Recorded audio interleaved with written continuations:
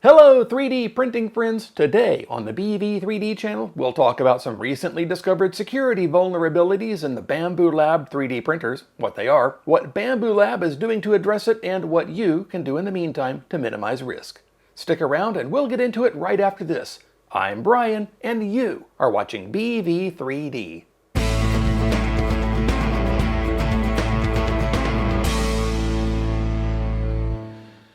This episode of the BV3D channel is brought to you in part by these awesome channel members. Becoming a member is a great way to support the channel and has a few perks besides just getting your name in lights here. Click the join button to find out more. Hi, welcome back. Hey, if you're new here and you're wanting to learn about 3D printing, 3D modeling, and other 3D printing related stuff, start now by subscribing and clicking the bell so you don't miss anything. Okay, so today we're talking about network vulnerabilities in the Bambu Lab 3D printers, what Bambu Lab is doing to fix them, and steps you can take to reduce your risk. This all came to light on Thanksgiving Day, when Chris Russell, whom you may know as Practical Printing on YouTube and on Twitter, tweeted a screenshot of a blog post by Roy Sigurd Carlsbachs. In the tweet, Chris asked, "Can any of you network-savvy peeps with a Bambu Lab printer validate these findings? The use of zero encryption on a network is scary. Besides the obvious fire potential if these are hacked, it could also be a way to plant malware on your network." Looking more closely at the blog post, we find the following issues. Roy port scanned the IP address of his Bambu Lab printer on his local network and discovered a couple of open ports accepting connections. Specifically, port 21, which is associated with the File Transfer Protocol, or FTP, and port 3000, which he said was unknown. Roy confirmed that an FTP server was running on the printer, accepting connections and identifying itself as a VS-FTP server, which he said is a popular FTP server on Unix and Linux. He noted that Bambu Studio, the slicer application, uses FTP and MQTT, a standard Internet of Things communications protocol, to talk to the printer when the printer is in LAN-only mode.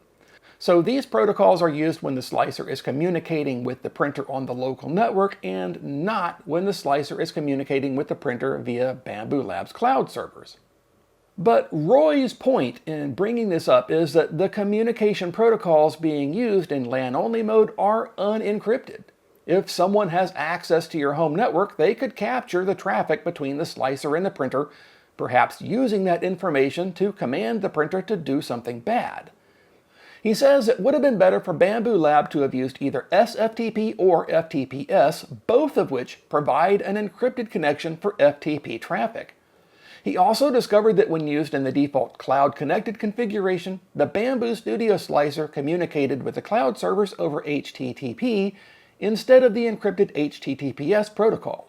Roy sent details of his findings to Bambu Lab, and they responded to thank him and to say that they're working on closing those security holes. Now, there's been a fair bit of discussion on Twitter by people much more network knowledgeable than me about the possible ramifications of these issues. I've linked to Chris's tweet in the description, so you can go read all the back and forth on that. As I was working on the script for this video, Bambu Lab added a post on their blog sharing additional information, along with what they're doing to address the issues. Again, there's a link in the description so you can read it in detail, but I'll touch on the highlights. LAN mode was rushed, addressing the need and desire of some customers to use the printer in a non-cloud connected configuration. Bambu Lab assumed that customers would have properly secured networks and, therefore, protocols that communicate in the clear without encryption would be okay. They admit that this was a poor assumption. After all, not every network is secure. It might be shared with others, perhaps in an apartment environment or with roommates, etc. So, they're allocating resources for transport layer security, or TLS, and secure socket layer, or SSL, for the FTP and MQTT protocols used in LAN-only mode. Plus, they'll be closing the FTP port on the printer if LAN-only mode is not active. They expect to have this fix rolled out sometime in January 2023. But what about the cloud servers? Bambu Lab says the MQTT traffic is secured by the use of the MQTTS protocol. And Bambu Lab says they used HTTP in an early firmware release, and a more recent release switched to using HTTPS.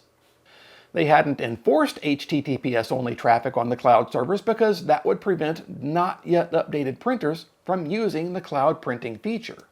But after Roy's blog post, they started enforcing HTTPS for cloud connections, and they recommend updating to the current firmware to ensure you can still use cloud printing. So there's a fix coming in a couple of months for the insecure protocols used in LAN-only mode, and the current firmware uses secure protocols to communicate with the cloud servers. So what else do you need to do? Well, first, make sure your printer doesn't have a pending firmware update. If it does, please update it. What you do next, well, that depends on the level of risk you're comfortable with. If you haven't been overly concerned about using the cloud printing feature on the Bambu Lab printers, then the fact that they're now enforcing secure connections to their servers means you can probably continue on with business as usual. You could also set up a separate Wi-Fi network for Internet of Things devices generally, or for your Wi-Fi connected printers specifically. What about that LAN-only mode I mentioned earlier? Well, that feature isn't enabled by default, but you can turn it on if you don't want the printer talking to the cloud servers. It's in the Network Settings tab on the printer. When you turn it on, it generates a pairing code, and then you enter that code into the Bambu Studio slicer so the two can talk. But remember, LAN-only mode is currently using non-encrypted protocols for communication, and the update to use encrypted protocols isn't expected to arrive until sometime in January 2023. If you're confident that your local network is reasonably secure, then this is probably okay to use, or to continue using, if you've been keeping your Bambu printers out of the clouds. It's worth noting that LAN-only mode removes the ability to monitor or interact with the printer using the mobile app, and I think it also removes the ability to monitor the camera on the printer for those printers that have one installed. And I think both the printer and the computer running the slicer have to be on the same network segment. Another option, if you trust no one and no thing, and you want to completely remove the printer's ability to communicate with anything, well, that's easy. Turn off Wi-Fi on the printer. You can still use the printer by slicing files in Bambu Studio, saving the files to a micro SD card, putting the card in the printer, and selecting the file to print from the printer's screen. When used this way, the printer is going to be 100% offline, so of course no sending print jobs from Bambu Studio, no camera monitoring, and no mobile app support. So it's a balancing act between convenience and potential security risks. Now, having said all that, I think Bambu Lab lost sight of maintaining security, or at least making sure to use secure protocols when they were trying to meet their deadlines. It's 2022, security should have been the first thing on their mind, not the last. With the number of nefarious evildoers always on the rise when a new internet-connected product comes to market, there are going to be people scrutinizing it for vulnerabilities they can exploit for their own gain. So putting network security on the back burner while trying to get a product to market is probably not the best approach. Fortunately, there are people such as Roy who enjoy the challenge of finding security issues and then reporting these to the product manufacturers to get them fixed. But Bambu Lab shouldn't depend on them to locate vulnerabilities and report on them. I think Bambu Lab should consider hiring either a full-time network security person or perhaps a security consultant to regularly test for and report on network vulnerabilities with the printers so the issues can be resolved before they become a potential problem. Now, of course, this is just my take on the situation. Things are moving fast on this topic, so it's possible that by now more issues will have come to light, or some issues aren't as bad as first thought. So I recommend checking the links in the description to read about the problem and also Bambu Lab's response so you have all the information. And Bambu Lab now has a dedicated email address for security-related questions or issues, security@bambulab.com.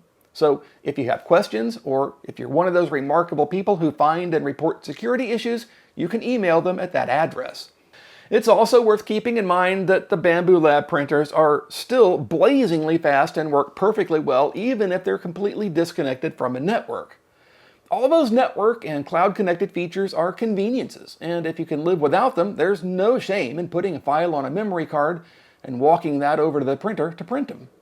I know some of you are wanting to know what I'm doing with my Bambu Lab printers. Am I taking them off the network, using them in LAN-only mode, or just continuing on with all the convenience features? And honestly, I'm continuing on with the convenience features, but I'm putting the printers on a separate Wi-Fi network. Now, it's entirely possible that doing so is a colossal mistake on my part, But for me, the conveniences outweigh the potential risks. There are much smarter network security people out there than me, and they're probably taking a different approach. So feel free to discuss in the comments or read and add to the Twitter threads on the issue. Well, 3D printing friends, that's about all the time we have for this episode. And now that we're at the end, let's go print something cool. Hey, real quick before you go, I wanted to say thanks for being one of the super awesome people who sticks around all the way to the end, and thanks for all the likes, comments, and shares. And an especially big thanks to those who directly support what I do. You're all wonderful for doing that, and I really appreciate it. If you liked this episode, a thumbs up would be great, and if you'd like to help support the channel, check the description for ways you can do exactly that. And hey, if you haven't already subscribed, please do. It's absolutely free, and it's an excellent way to help keep me making these videos for you. Well, that's it for this one. Thanks again, and I'll see you next time here on the BV3D channel.